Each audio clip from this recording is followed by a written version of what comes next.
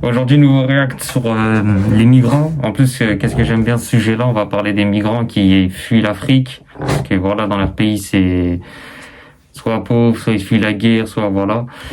C'est quelque chose qui me parle énormément. En plus, j'ai eu à parler avec beaucoup de migrants qui voulaient rejoindre l'Europe et tout. Après, eux, ils ont des idées, beaucoup d'idées reçues par rapport à l'Europe. Ils pensent que l'Europe, l'argent tombe littéralement du ciel. Alors que non. C'est parti. Et d'ailleurs, si je dis pas de bêtises, le meilleur point pour les migrants, c'est la Libye. Parce que la Libye va leur permettre de rejoindre l'Europe. Je crois que c'est le plus facile parmi les pays d'Afrique du Nord. C'est en Libye que, frérot, si les Renois ils vont là-bas, ils vont les, comment dire, pas les affranchir, le contraire d'affranchir, ils vont les capturer, quoi.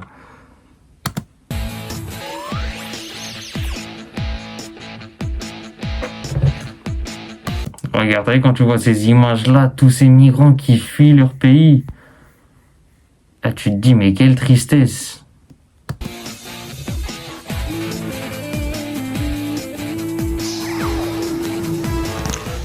Ici, c'est Gourougou, petit village de migrants niché sur une montagne de la ville de Nador, au nord-est du Maroc. Ce village des migrants est aussi à quelques kilomètres marocaine, sous autonomie de l'Espagne depuis mars 1995. Ça veut dire que là, si c'est au Maroc, si les migrants ils veulent fuir en Europe, ils vont aller en Espagne. Parce qu'en fait, l'Espagne-Maroc, c'est collé comme ça. Tu captes? Et donc là, ils sont entre le Maroc et l'Espagne. Ouais, c'est ça. Le Maroc continue de réclamer comme son territoire. Les deux continents sont séparés ici par une barrière construite par l'Espagne et l'Union européenne qui paye le contrôle du passage et stoppe ainsi l'immigration clandestine irrégulière. Des milliers de migrants africains subsahariens vivent dans cette forêt où ils sont organisés en petits groupes de trafic et en réseau pour survivre tous les jours. Leur seul rêve est de sauter cette barrière européenne et entrer dans le camp des migrants de Melilla. Pendant notre tournage, nous avons rencontré un chef de famille camerounaise. Sous anonymat, nous l'appelons Jean-Claude, qui nous raconte son calvaire quotidien. Nous sommes ici au Maroc, à la frontière. Nous sommes ici parce que nous voulons traverser de l'autre côté Melilla. Nous voulons traverser là-bas pour avoir une vie meilleure. Attends, mais qu'est-ce qu'il raconte là? Ouais, je vais l'appeler Jean-Claude pour garder son anonymat. Et là, il nous montre sa tête.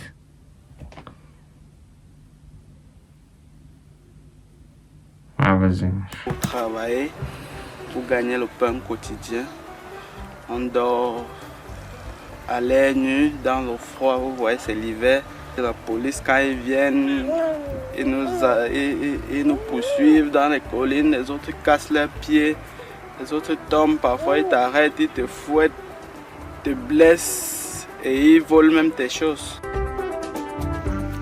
Jean-Claude n'a pas seulement peur de la patrouille policière, mais aussi des brigands marocains qui viennent à chaque fois les agresser en les dépouillant de leur téléphone portable, de l'argent et d'autres objets de valeur.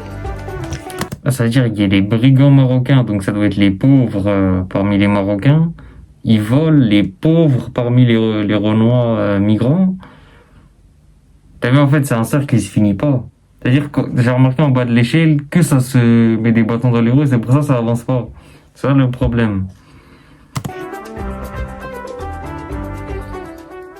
Rappelons que ces migrants ne font pas juste face à la répression policière, mais qu'il y a aussi la dureté et le côté changeant du climat qui est au quotidien, dont il faut aussi se protéger.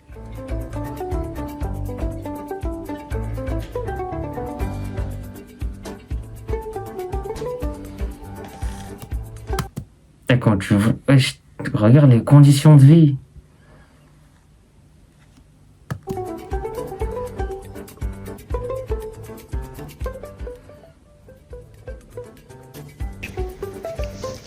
Ils vivent en communautés bien organisées, comme dans leur état respectif d'origine. Yacoub est le porte-parole de la communauté malienne, quittant son petit village à l'âge de 18 ans en laissant derrière lui une femme enceinte. Après avoir travaillé en Côte d'Ivoire et en Mauritanie, il arrive au Maroc 2 ans après. Il a passé plus de temps sur la montagne de Gourougou. Les 2 jours, on est fatigué maintenant. Parce qu'avant, les militaires qui viennent, c'est censé nous. Vraiment, les moments, les temps, c'est chaque jour il vient. Chaque jour. Il vient le matin, il vient le soir. Vraiment, tout le monde est fatigué. Comme si Dieu l'a donné sens.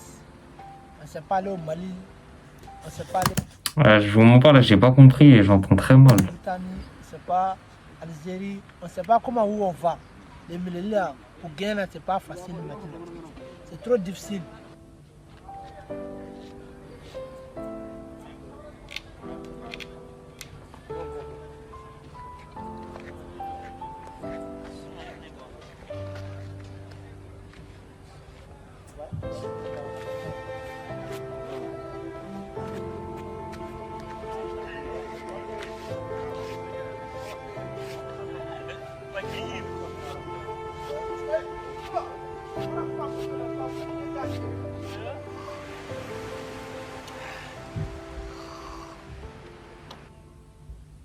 Les plus anciens sont là depuis 6 à 9 mois. Ils essayent de tenter leur chance chaque jour. C'est pourquoi leur quotidien s'attarde sur la fabrication des matériels pour l'assaut de cette gigantesque barrière de 6 mètres de haut, couverte de fils barbelés et de lames. Et tu sais, ça doit être comment migrer d'un pays à l'autre, d'un continent à l'autre même. C'est ça, c'est-à-dire que c'est encore pire. Parce que c'est même pas d'un pays à l'autre, un continent à l'autre. Et séparé par la mer en plus, et par les frontières. Et je vois ça comme, même pire, que s'évader de prison. C'est... T'es en prison, il y a les barbelés, tu dois échapper ça. Et après chaque attaque, il y a des blessés graves. Et aussi pourquoi je vois ça comme une évasion de prison, parce que au Mirador, tu t'évades de prison, ils te tirent dessus. En France, je sais pas, mais dans d'autres pays, ils ouvrent le feu.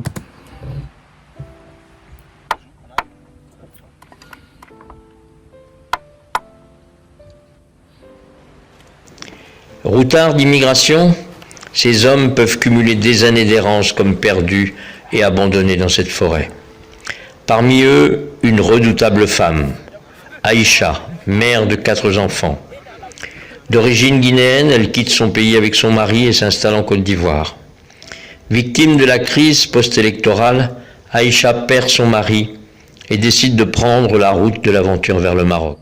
Je suis arrivée au Maroc, j'étais en forêt, c'est ici que j'ai accouché. Je suis partie à l'hôpital, j'ai fait ma césarienne, 4e césarienne, c'est ici que j'ai accouché. Je suis remontée à Rabat, il y a des associations là-bas qui m'ont aidé beaucoup à soutenir les enfants, mais s'ils aident, c'est un temps bien déterminé, parce qu'ils ne pourront pas faire ma vie, ils disent qu'il y a beaucoup de personnes. Et je vivais avec mes parents au Libéria, là où j'ai perdu mon père et ma mère mercredi 20 juin 90, pendant la guerre du Libéria. Grâce à elle que j'ai découvert la Côte d'Ivoire, je me suis mariée à Côte d'Ivoire. La musique trop forte. À l'âge de 15 ans. Donc j'étais trop petite, je suis tombée enceinte de ma première fille. Je ne pouvais pas accoucher, j'ai passé des césariennes. Tous mes enfants, je les ai faits par césarienne. Je suis restée avec mon mari qui m'a rendu heureux dans ma vie, qui m'a donné tout dans la vie. Et je l'ai perdu vendredi le 8 avril 2011, pendant la guerre. J'étais en grossesse de mon 4e fils, de 8 mois. Donc là où j'ai vu qu'on brûlait les gens, automatiquement, on brûlait les gens, ça me dépasse jusqu'à présent. Et là, on est venu chercher mon mari à la maison. Ils ont coupé ses veines. Il a perdu son sang. J'ai vu comment on l'a torturé. J'ai parvenu à m'enfuir avec mes enfants, 3 enfants, jusqu'on est arrivé au Maroc. Moi d'appel là. Attendez, juste courage à elle. Et en fait, elle fait référence à la guerre qu'il y a eu en Côte d'Ivoire. En fait, c'était pendant une période en Côte d'Ivoire il y avait de la xénophobie, c'est-à-dire que les Ivoiriens, certains Ivoiriens, ceux du Sud, je crois, ils acceptaient pas, et t'étais pas Ivoirien si tes deux parents étaient pas Ivoiriens. Si toi, t'étais Ivoirien de ta mère ou de ton père, et burkinabé de ta mère ou de ton père, eh ben t'es pas Ivoirien, t'as pas les papiers, tout ça, et je crois qu'il y avait eu une guerre avec Laurent Gbagbo. Il y avait aussi Alassane Dramane Ouattara, tout ça pour les élections. En fait, c'était une guerre en Côte d'Ivoire. Jusqu'à ce qu'il y ait eu l'opération Licorne de la France, qui est venue calmer les choses. Et il y avait le coup d'état de Ibrahim... je crois que ça partait aussi du coup de Ibrahim... j'ai pas son nom. Ibrahim Lassana, je crois. Et enfin bref, c'était une tragédie qui arrive à la Côte d'Ivoire. Et elle a perdu son mari pendant ce moment-là.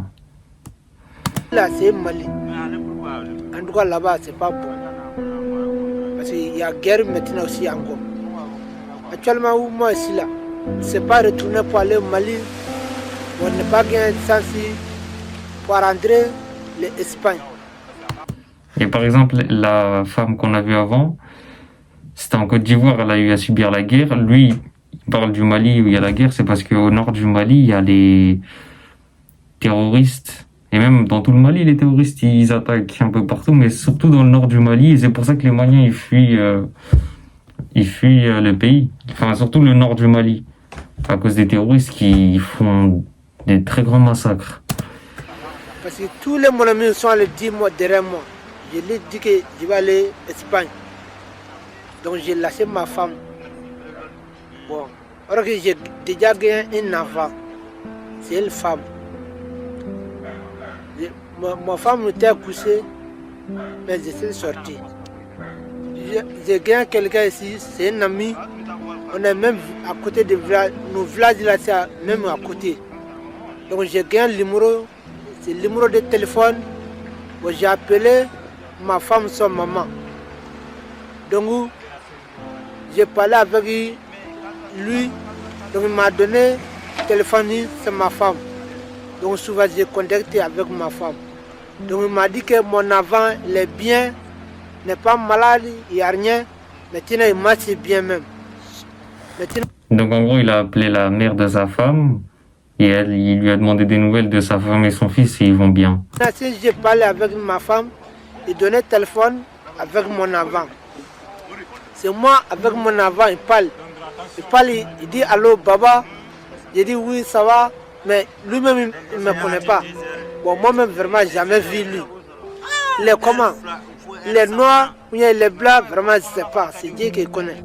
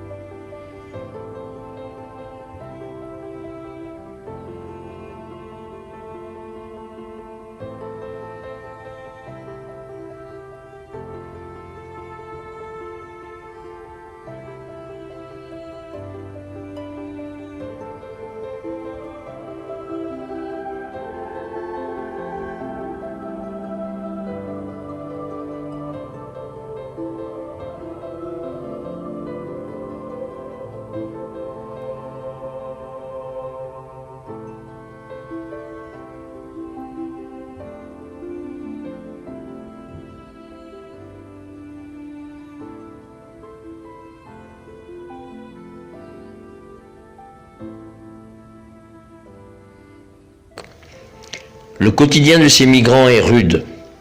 Gourougou n'est pas un no man's land. Après une patrouille policière, toutes leurs tentes de fortune sont brûlées. Ils sont obligés de reconstruire à chaque fois.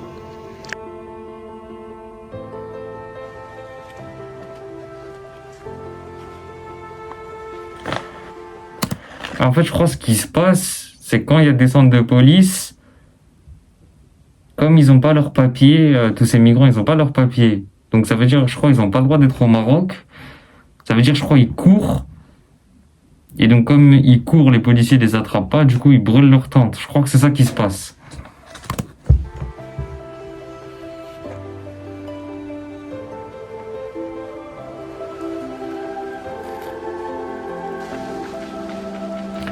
Mais ça veut dire, mine de rien, comment tu dois vivre dans la peur. T'es là, t'es à Gouroudou, dans une montagne. Si, en fait, parce que là, ils sont SDF, sans domicile fixe. Et s'il y a des centres de police, ton petit habitat que tu t'es fait, là, ton petit domicile temporaire, et ben s'il y a des centres de police, tu dois courir, c'est-à-dire que tu dors, mais s'il y a des centres de police, tu dois courir. Tu vis dans l'anxiété perpétuelle. La préparation pour l'assaut se fait toujours par des sacrifices et des prières. Yacoub, le chef de la communauté malienne, joue le rôle de l'imam.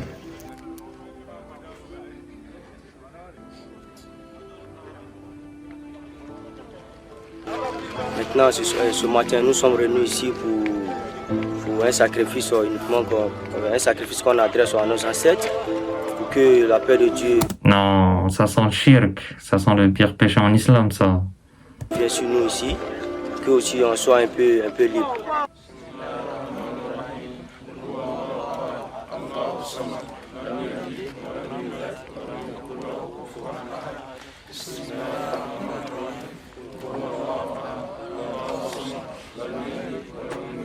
Donc là, il récite les dernières sourates du Coran.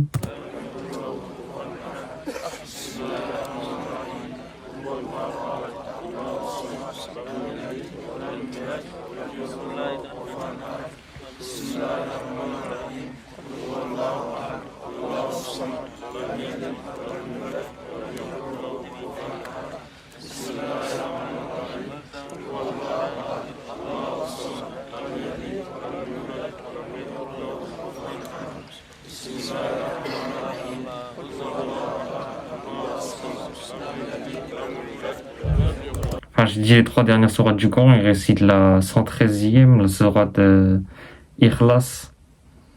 Le monothéisme pur, je crois, et ça se traduit comme ça.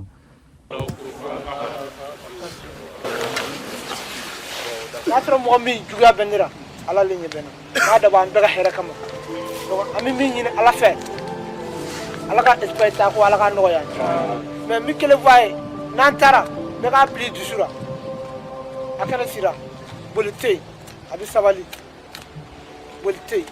abi sabali. N'an jija, dɔw bɛ kɔni bɛ don parce que an ye fuma caman kɛ donc an bɛ min ɲini Ala fɛ an na fiyɛ ti ta komi Ala k'a nɔgɔya an bɛɛ lajɛlen mais an ka ɲɛmɔgɔ yɛrɛ bɛ yan ne bɛ fɛ ka kuma d'o ma. Bari blessé ka banali o bi faamu mais militaire ka banani tiɲɛna an ka lajɛ an ka se k'a ko dilan quoi.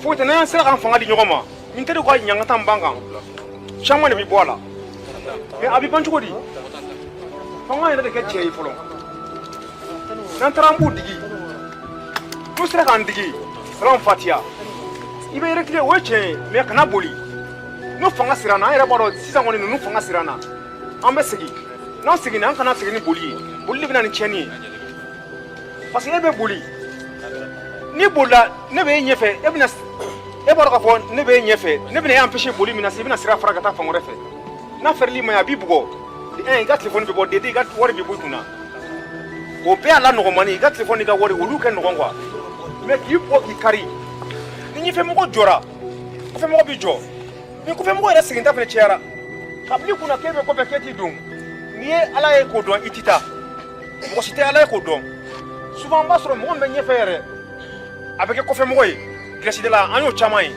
i bɛ kɛ ɲɛfɛmɔgɔ ye a bila i bɛ tila ka kɛ kɔfɛmɔgɔ ye mun don jagɛlɛya de don sɔrɔ bɛɛ tɛ se ka kɛ ɲɛfɛ o kɛ gɛlɛn o de la tantɛma n ko ni mɔgɔ min dalen d'u yɛrɛ la k'a fɔ k'u tɛ reculer o kɛ bɔ ɲɛfɛ n'i b'a dɔn k'a fɔ k'i bɛ boli ka na se ɲɛfɛla ma o kuma fɔra mais mɔgɔw y'a namu minɛ sira minɛnen mɔgɔ caman de reculer la o ye fɛn ye fɛn min n'a cɛ ka jugu f'an k'o de fɔ ɲɔgɔn ɲɛna cɛ o cɛ n'i y'a dɔn k'a fɔ k'i tɛ se ka ɲɛfɛla tɔɔrɔ kun bɔ yen mɔgɔ wɛrɛ ka ta hali n'a kɛra kogo de i n'a fɔ baba y'a fɔ cogo min na ala k'an ɲɛ kɔnɔna mɔgɔw la yɛrɛ bi ala k'an ɲɛ dontaw la ala k'an ɲɛ dontaw la dontaw ka kɛnɛya yɛrɛ bi ala ka sabati kɛnɛmamɔgɔw ka kɛnɛya yɛrɛ bi ala ka sabati k'an kisi k'an tanga yɛrɛ bi ala k'an kisi jugu tɔɔrɔ ma ala ka so malo an ye ala kana malo so ye ala kana jugu ntanya yɛrɛ bi ala kana jugu sanna yɛrɛ bi cɛ cogo la rɔmɔ kosɔn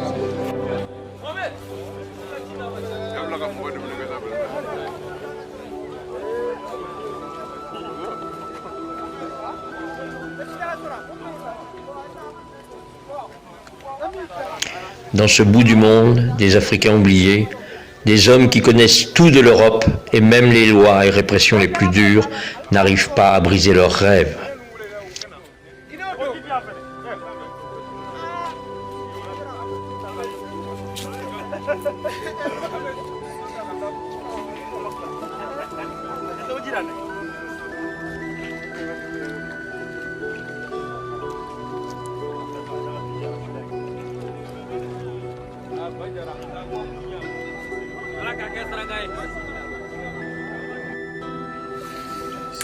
D'ailleurs, je sais pas si c'est comme ça au Maroc aussi, mais dans les montagnes, il y a normalement de l'eau qui jaillit et l'eau elle est gratuite. Et ils ramènent les jerrycans, tout ça là, et tu remplis l'eau gratuitement. Je crois s'il y a ça au Maroc.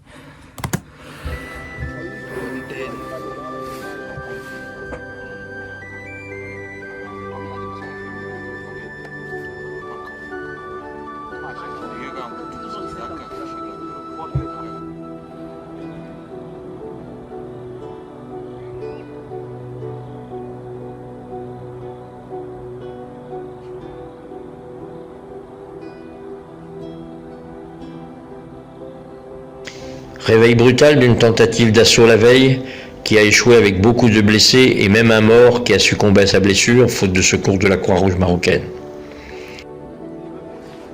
Nous sommes allés, nous étions plus de 150. On a réussi à traverser la barrière, on a réussi à traverser 3 barrières de 8 mètres. Beaucoup d'entre nous ont réussi de traverser ces 3 barrières. D'autres étaient en ville. La Guardia civile a mis beaucoup dehors. Beaucoup ont réussi à aller au campo. Ils sont calés là-bas, Medina. Nous, on nous a mis dehors. La force auxiliaire marocaine nous a massacrés. C'est un peu comme vous voyez là. On nous a cassé les bras, on nous a massacrés avec des boudins, des fers, des serre-joints. Après ça, on nous a transférés à l'hôpital. D'autres sont allés au refoulement. Il y a l'un de nos frères, il s'appelle Clément. Nous étions avec lui bien, il était bien. Bon, il disait toujours qu'il ne se sentait pas bien. C'est aujourd'hui qu'il a perdu la vie. Lui, on l'a frappé à la tête. Bon, il a eu l'hémorragie interne, quoi. C'est aujourd'hui qu'on a su qu'il avait l'hémorragie interne, puisqu'on n'a pas fait, puisque je peux dire que les docteurs marocains, eux, ils ne font pas du bon travail parce que eux, tout pour eux, c'est de nous faire les soins et nous laisser. Ils ne prennent pas soin de nous passer à la radio pour vraiment faire le scanner pour voir ce qui ne va pas. Lui, on lui a fait des soins, on l'avait frappé à la tête. Bon, aujourd'hui, on a constaté qu'il avait l'hémorragie interne. Bon, il est mort aujourd'hui. Bon, aujourd'hui, là, nous sommes en deuil. On a perdu un camarade.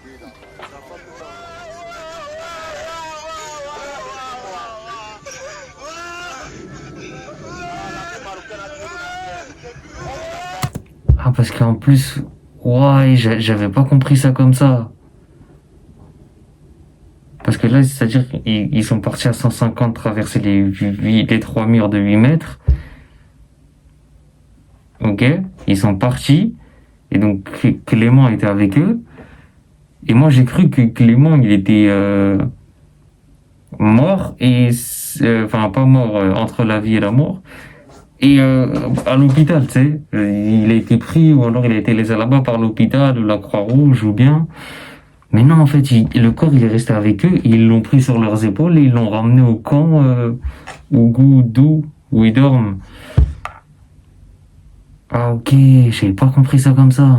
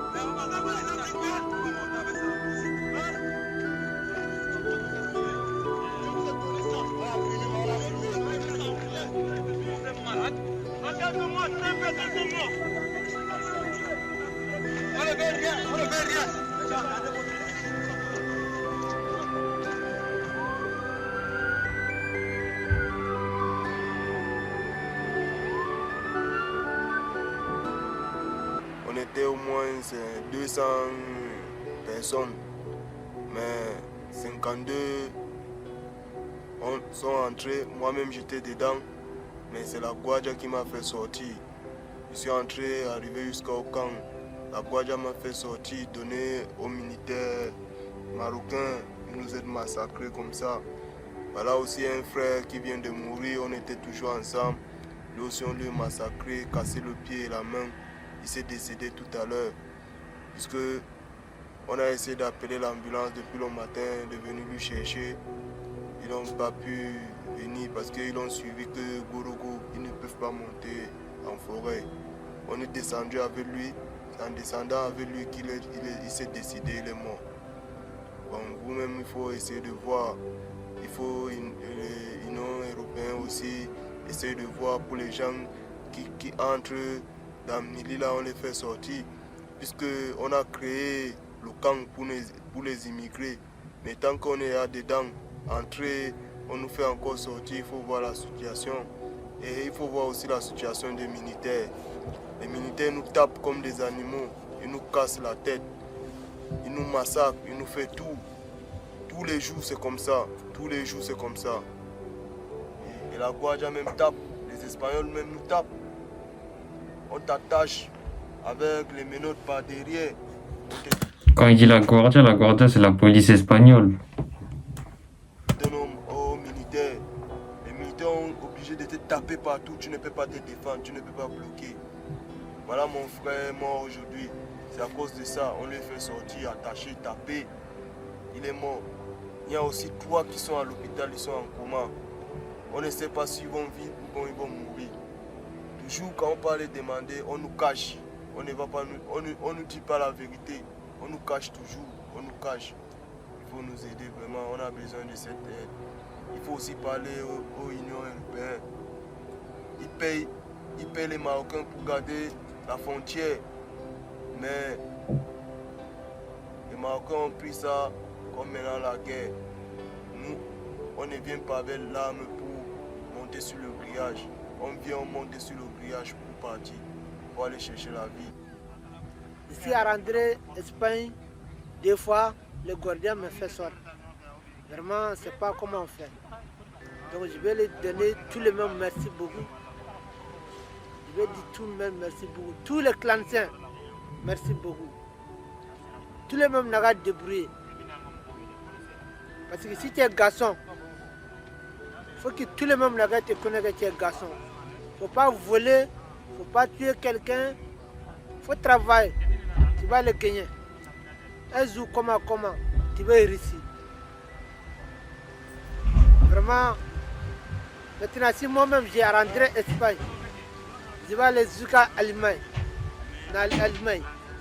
Moi, je vais aller, Inch'Allah. Ah, ok.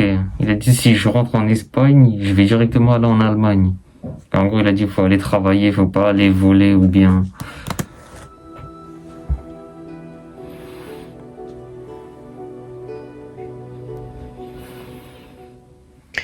Ceux qui sont arrêtés sont refoulés, parfois sur la ville de Rabat, voire même jusqu'à Darla, à la frontière mauritanienne.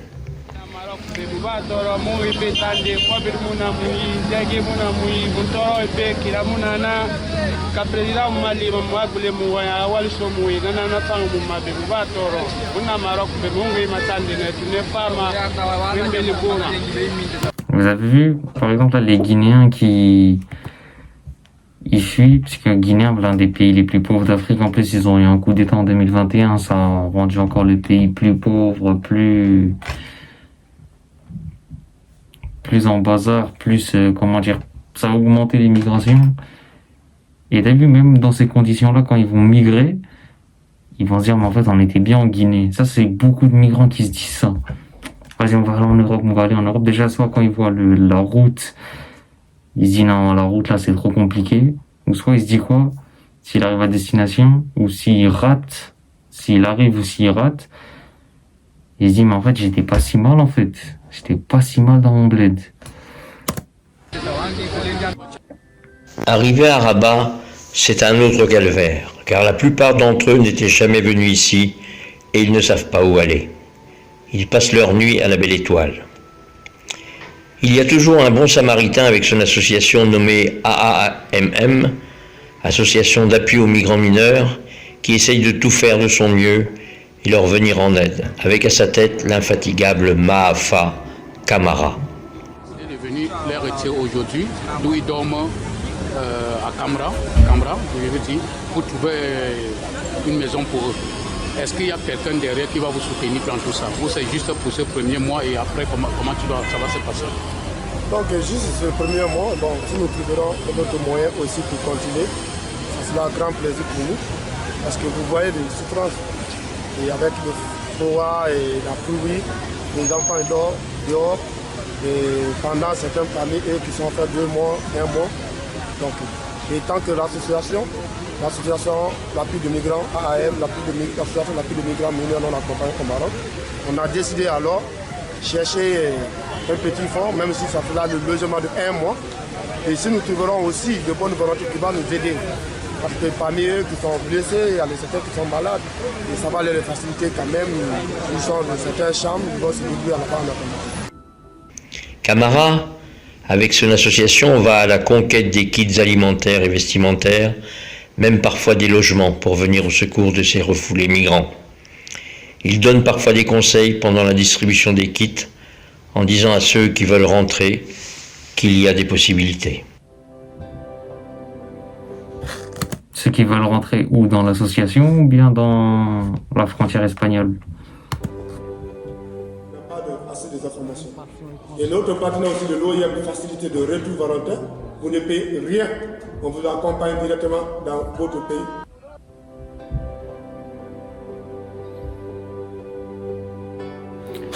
Et ça, dites-vous, c'est triste, hein, parce que dites-vous qu'il y en a même dans les associations. C'est-à-dire que l'association, c'est pour aider les personnes dans le besoin. Et en plus, on les voit, là, c'est des personnes dans le besoin extrême. Et dites-vous, il y en a même dans les associations, s'ils peuvent prendre, alors qu'eux, ils n'ont pas besoin. Mais s'ils peuvent prendre, ils vont voler l'argent des cagnottes, l'argent des associations. Ah, ces gens-là, ah, ils dégoûtent tellement.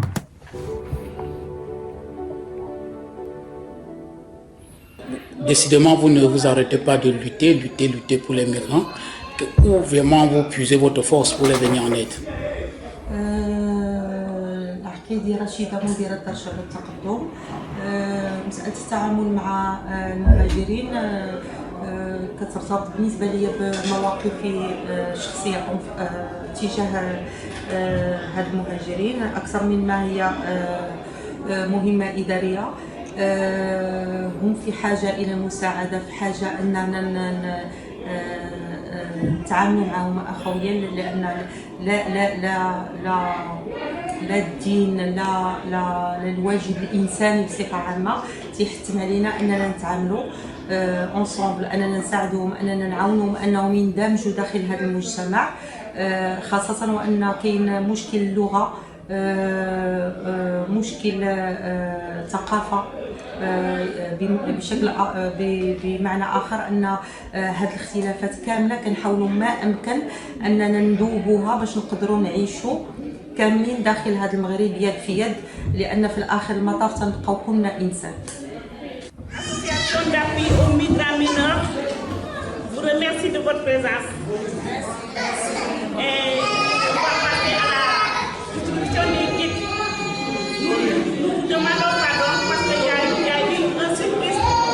On avait prévu 100 kits et ici, on va essayer de départager les kits par 2 personnes.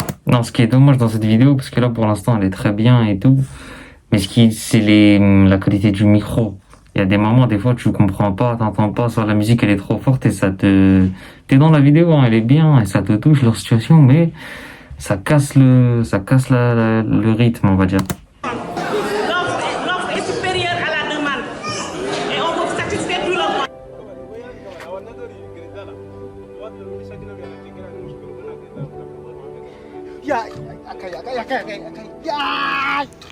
Encore faudra-t-il survivre par la suite. Depuis des années, des milliers de migrants clandestins sont morts sur cette barrière en tentant de rallier l'Eldorado européen. Nos rentrent à Moumelia. Si tu n'as pas trouvé le commissariat, quand les Gorilla te prennent, Dans ce temps, ils vont te retourner, ils vont te donner à des Marocains et ils te refusent jusqu'à la frontière de l'Algérie. Après maintenant, on se retourne la nuit, c'est 3h, 4h de mars de l'Algérie à Oujda. C'est à peu près à 18 km de Oujda ici. On marche à la nuit. Ils nous jettent à 22h. On sera ici à 3h du matin, 4h du matin. En arrivant ici aussi, souvent il y a des clochards qui nous agressent aussi. Quand ils te prennent, ils vont enlever tout, portable, l'argent. Souvent même ils te blessent avec des couteaux ou avec des bouteilles. Et puis quand on sera ici encore, on se repose 2 ou 3 jours. Après on va commencer encore à marcher vers Nador, à Goroko là-bas. Arrivé là-bas aussi encore, on se repose 1 semaine, 2 semaines comme ça. On va aller tenter encore la grillage. Bon, il y a beaucoup de nationalités, il y a tout nationalités là-bas. Il y a des Guinéens, Camerounais, Sénégalais, Burkinabé, Libéria. Et... Le Libéria, je savais pas ça par contre, qui fuyaient leur pays. Aussi. Quand on mange, on s'assoit, on cause un peu de temps. On dit demain. Dans cette semaine, il faut que je parte en Europe pour rentrer en Espagne. Toujours ça, souvent même on rêve ça même. On est rentré, on est au campo, tout. Mais le matin, tu te trouves ici devant les militaires. Chaque jour c'est comme ça. On pense qu'on va rentrer un jour en Europe.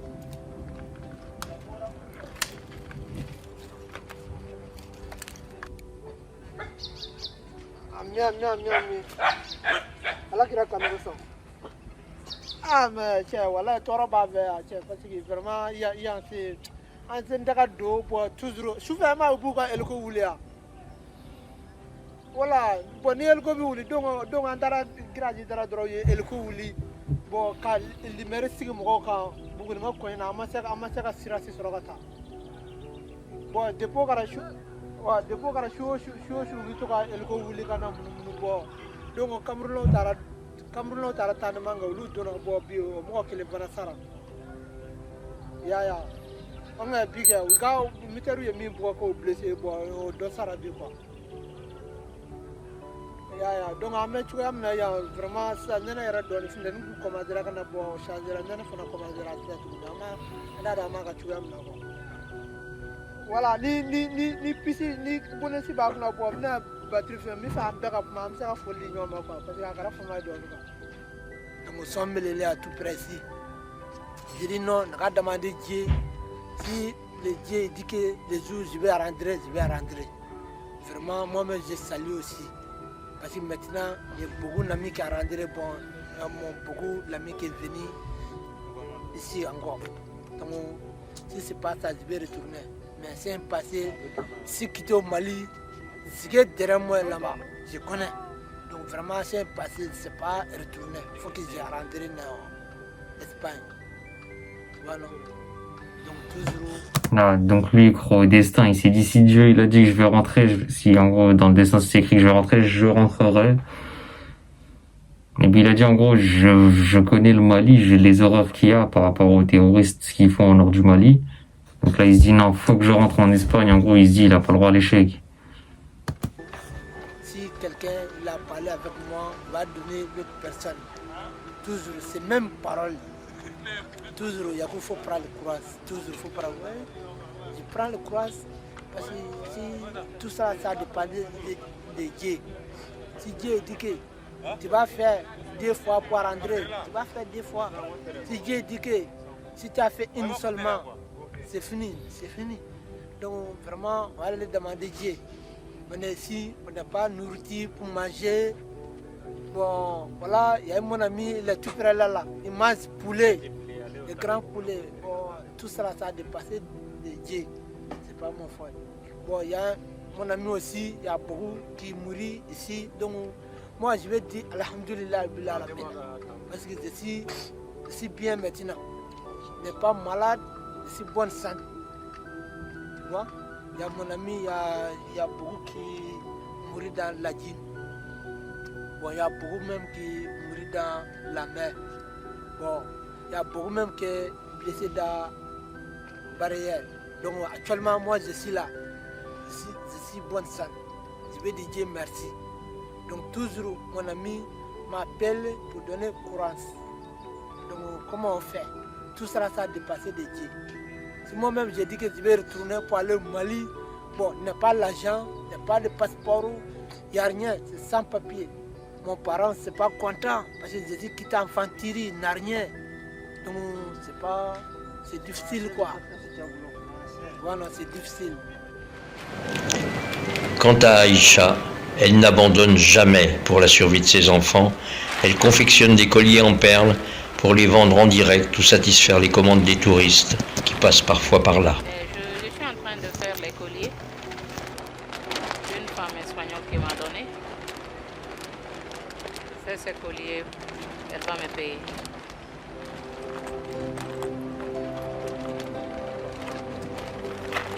Pour partir à Melilla, il te faut 3 000 € pour payer la voiture, pour rentrer. Et 3 000 € tu payes, tu rentres dans la voiture, on te dépose à Melilla. Nous cherchons à immigrer vers l'Europe.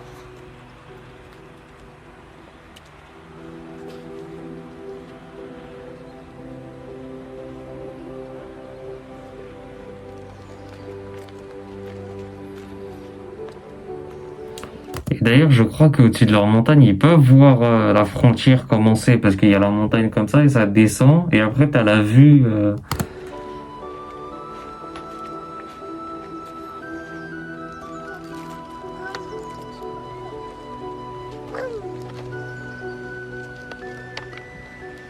quand même, je me bats pour mes enfants. Toutes les souffrances que je subis à cause de mes enfants. Et je encourage toute femme aussi qui fera comme moi pour se battre pour ses enfants. Parce que la souffrance, ça a le temps. Un jour, ça va finir. Mais je ne vais pas laisser mes enfants, je ne vais pas baisser le bras. Je vais lever toujours mes bras, continuer à me battre pour mes enfants. Je le ferai, s'il plaît à Dieu.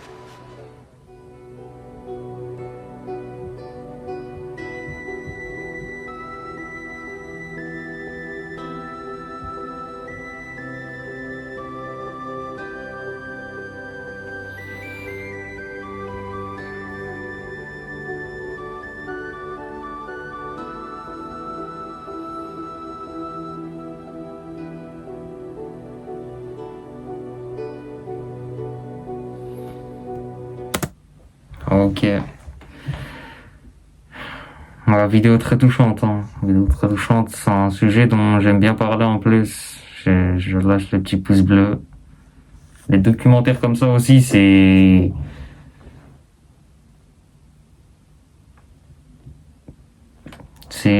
on va dire, un rappel à la loi, mais un rappel à la vraie vie, je vais dire.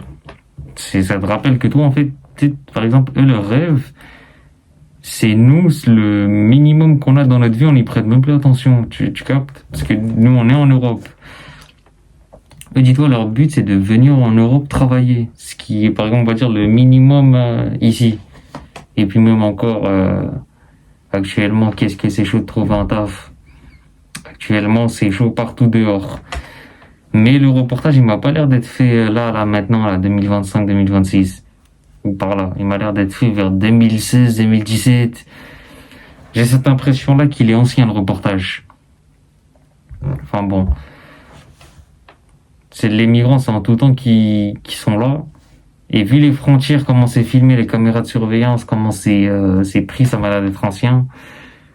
Mais dis-toi, en plus, il y a plusieurs migrants. Il y a ceux qui vont par bateau, par la mer. Et du coup, il y a ceux qui vont par le désert. Du coup, qui payent une voiture.